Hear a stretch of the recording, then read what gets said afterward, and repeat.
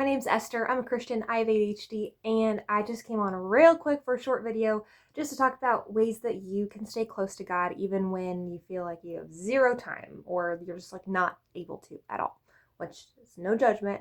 I get it. We all have stuff going on. Right now, I feel like I literally cannot do the laundry. It's like one of those situations where it sits in there and gets gross and you have to wash it again.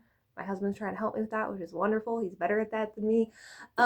But okay, let me get back on topic.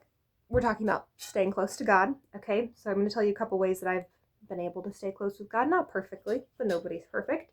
Okay, so starting off when I wake up in the morning. First thing when I come downstairs. This is the goal, not always perfect, but first thing before I even eat breakfast is I jot out a quick prayer. So I have that notebook that stays out at all times in the living room, just on a little table next to the couch. And like today's a Friday, so I wrote Question Friday. And I have a little book of questions underneath it that I'll ask myself. So today's question: what is an area you've been prideful in? Now I know this doesn't seem like a ton to do with God, kind of, but I normally turn this into a prayer, so it's always like my prayer journal. But it helps me to have some questions, so I'm not just sitting there groggy in the morning with no idea what I'm doing. So I think I posted about this specifically before, but I do marriage Mondays, transformation Tuesday, world Wednesday, thankful Thursday, then Friday, Saturday, Sunday, I have a list of questions to ask myself. So just it's a little easy, like I know what to pray about sort of thing. Not perfect about that. The last one I did was Wednesday and then Friday, so I skipped Thursday, but it just gives me an easy, like, okay, I know what to do. I'm not stressed trying to come up with what to do. Another thing I keep in my living room, and I know this is probably difficult if you have kids because they'll grab things, but we do not have kids, so this works for us. Change things to work for you.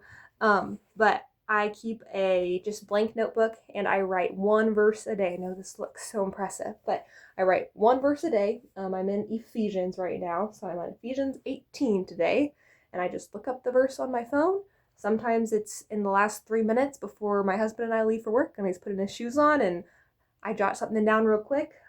Today's was having the eyes of your heart enlightened, that you may know what is the hope to which he has called you, what are the riches of his glorious inheritance in the saints.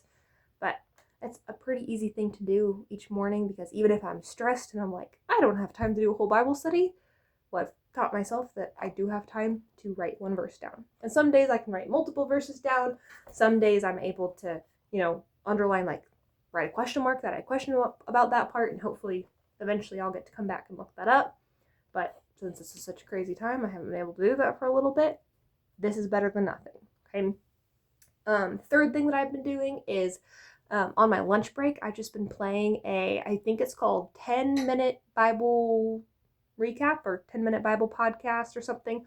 I'll link it in the description. But that's a good way to I can listen to something while I eat. And so it's a good overlap in habits.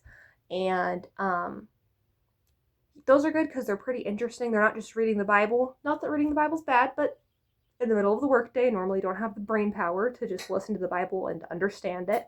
So they will make like connections to today and all sorts of stuff like that. And then like today I was stressed out and was in the middle of running around doing things, so I couldn't start a podcast, couldn't sit down and write something down. So the easiest thing you can do, the Bible talks about this too, is just sing a worship song. Only one that could come to my head today was a kids' worship song, so I was out upstairs putting things away, and I was singing our God is so big, so strong, and so mighty, there's nothing my God cannot do. That's okay, because that is still a true thing. So if a children's song's all that you can think of, that works. We're still praising the Lord. Anyway, that's all that I have right now. I would love to know what ways you stay close to God even when you're stressed out, or ways that you just love to stay close to God when you're not stressed out, any of that. Okay, have a good day. Bye!